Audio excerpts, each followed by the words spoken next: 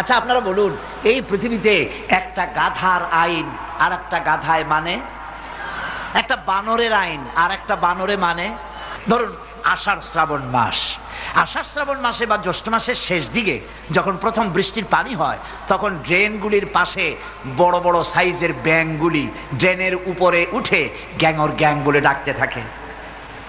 ওই যে বড় সাইজের কিং সাইজের ব্যাঙ, আপনারা কি কখনো দেখেছেন যে একটা ব্যাঙ ড্রেনের পাশে উঠে দাঁড়িয়ে বলল, ভাইয়ের আমার, বোনের আমার, এই শহরে কেবল আমি চিৎকার করব, আর কেউ ডাক দিতে পারবে না, খবরদার কোনো ব্যাঙের আওয়াজ শুনতে চাই না।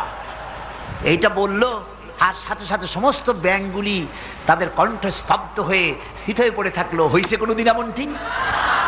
কথা বলেন না কেন? আর আমরা আশরাফুল মখলুকাত, আমরা মানুষ, তুমি ক্ষমতায় গেছো, তাতে কি হয়েছে? তোমার বানানো আইন মানুষ মানবে না, মানবে না।